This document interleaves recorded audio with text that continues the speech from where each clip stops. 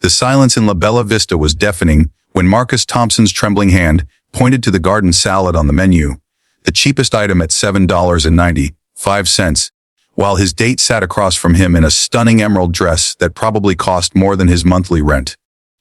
Every head in the upscale restaurant seemed to turn at once, whispers rippling through the candlelit tables like a wave of judgment. And in that moment, Marcus wished the polished marble floor would simply swallow him whole. But what happened next would become the story that waiters would tell for years to come, the kind of moment that reminds us why we should never judge a book by its cover, or a person by the contents of their wallet. Marcus had been working double shifts at the warehouse for 3 months straight, his calloused hands and perpetual exhaustion the badges of a man fighting against a tide that seemed determined to drown him. His mother's medical bills had piled up like mountains of unpayable debt after her stroke, each envelope that arrived in the mail another reminder that life doesn't care about fairness or good intentions. He had $23 in his checking account, and he had already decided that 18 of those dollars would go toward his mother's prescription refill the next morning. The remaining $5 sat in his pocket in crumpled bills and loose change, a pathetic treasure that felt like a cruel joke when he had walked into this restaurant. Sir, if you believe in kindness and second chances, and in the power of human compassion, please take a moment to like this video, leave a comment about a time someone showed you unexpected grace, share this story with someone who needs to hear it, and subscribe to our channel. Your support helps us bring more stories of hope into the world. Yeps, the date had been Sophie Chen's idea, or rather, it had been orchestrated by Marcus as well, meaning but oblivious coworker Danny, who had set them up without knowing the full extent of Marcus's financial situation. Danny had showed Marcus Sophie's photo, talked about how she was new in town, working as a pediatric nurse at the children's hospital, and how she seemed like exactly the kind of genuine, kind-hearted person Marcus deserved to meet. What Danny hadn't mentioned was that Sophie came from a wealthy family, had gone to medical school without student loans, and was accustomed to a lifestyle that existed in a completely different universe from Marcus's reality of past, due notices and gas station coffee. When Sophie had suggested La Bella Vista, Marcus's heart had sunk into his stomach, but pride and hope had formed a dangerous alliance in his chest. He had searched online for the menu prices, felt the blood drain from his face at the numbers, and spent an entire sleepless night debating whether to cancel, to tell the truth, or to somehow make it work. In the end, he had chosen what felt like the only option that wouldn't immediately reveal him as a failure before she even got to know him. He would go, he would order the cheapest item, he would drink water, and he would pray that somehow his personality and conversation would be enough to make her see past the obvious disparity between them. But sitting there now, under the crystal chandeliers and surrounded by the subtle clink of expensive silverware against fine china, Marcus felt like an imposter in a world where he would never belong. Sophie had arrived looking absolutely breathtaking, her dark hair falling in waves over her shoulders, her smile warm and genuine as she greeted him with a hug that smelled like jasmine and hope. They had talked easily at first, the conversation flowing naturally as they discovered shared interests in old movies and hiking trails. And for a beautiful 30 minutes, Marcus had almost forgotten about the financial cliff he was standing on.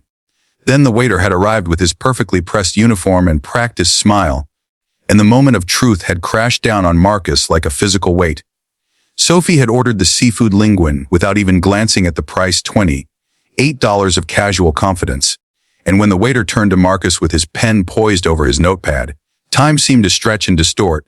Marcus's mouth had gone dry, his palms had started sweating, and his voice had come out as barely more than a whisper when he pointed to the garden salad and asked for water, no lemon, because he had read somewhere that restaurants sometimes charged for lemon wedges.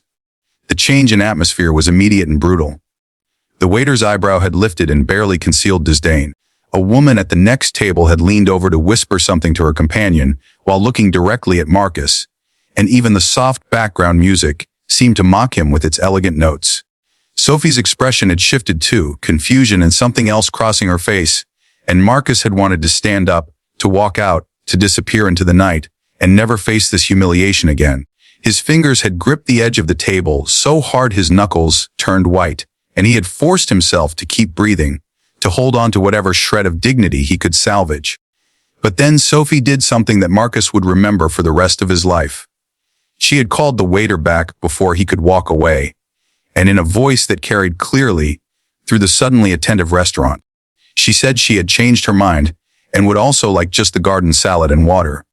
The waiter had looked confused, had tried to explain that she had already ordered, but Sophie had insisted with a smile that was both gentle and unmovable.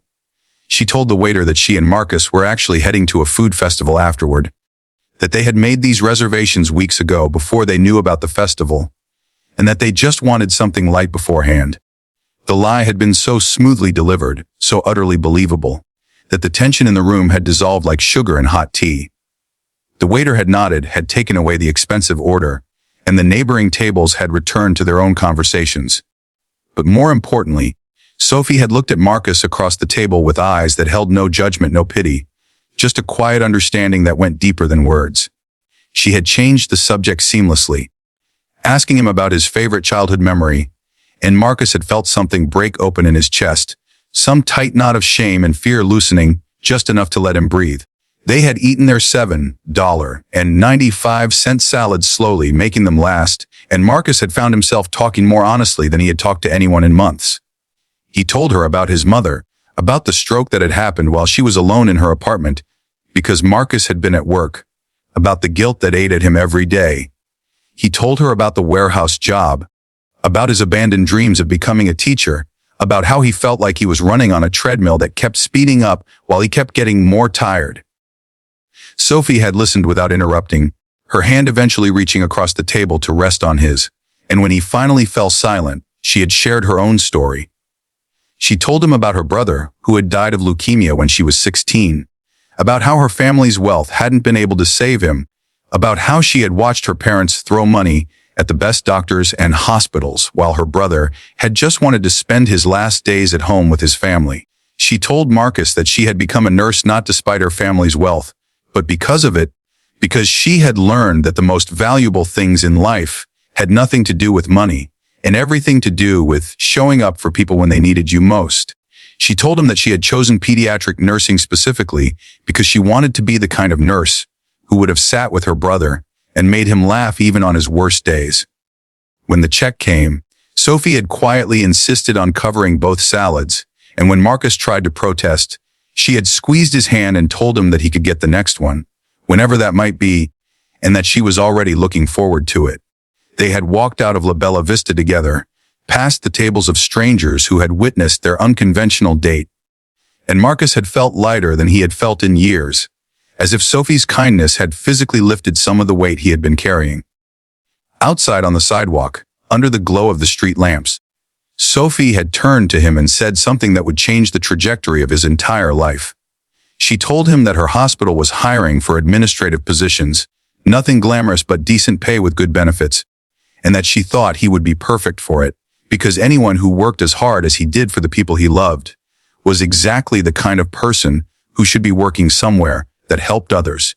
She had already mentioned his name to the hiring manager. She said, if he was interested.